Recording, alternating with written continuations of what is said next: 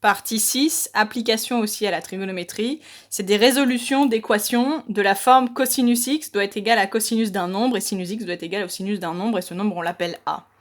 Propriété, soit x et a, deux nombres réels. Quand est-ce que deux cosinus sont égaux? Et bien pour ça en fait on s'aide d'un dessin.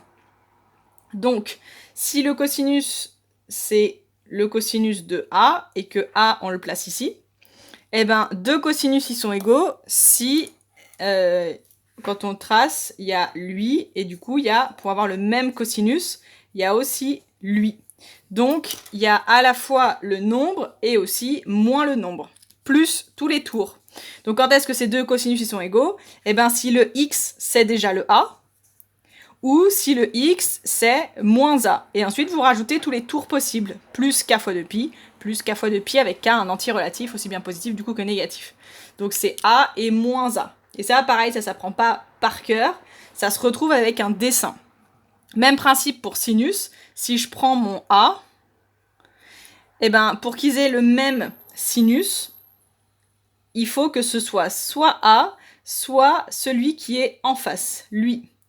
Donc les réponses, c'est a et pi moins a. Donc soit x, il vaut ce a, soit x, il vaut pi moins a. C'est eux qui ont le même sinus.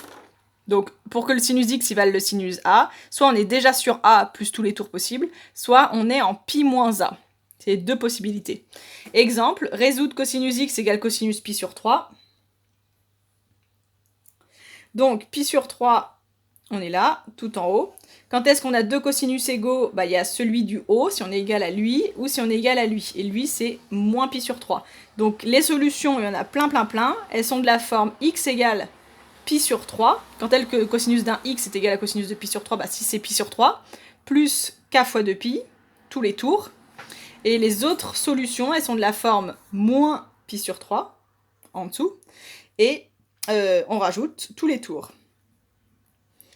Ensuite, résoudre le cosinus de pi sur 2 moins x est égal au sinus pi sur 4. Nous, ce qu'on sait résoudre, c'est quand est-ce qu'un cosinus égale un cosinus, ou un sinus.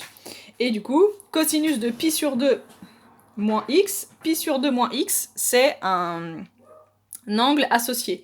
Donc pi sur 2 moins x, il est là, quand x est là. Là, c'est pi sur 2 moins x, on a reculé du x.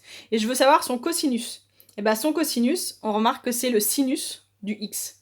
Donc ça revient à résoudre quand est-ce que sinus x est égal à sinus pi sur 4. Donc pour qu'ils soient égaux, donc pi sur 4, on est là. Donc l'autre possibilité, c'est de l'autre côté. Pi sur 4, et du coup en fait c'est pi moins pi sur 4, c'est-à-dire c'est pi en a reculé de pi sur 4. Donc les solutions, c'est x qui vaut pi sur 4 plus tous les tours, et les autres formes de solutions, c'est les x égale pi moins pi sur 4 plus les multiples de 2pi pour faire les tours complets.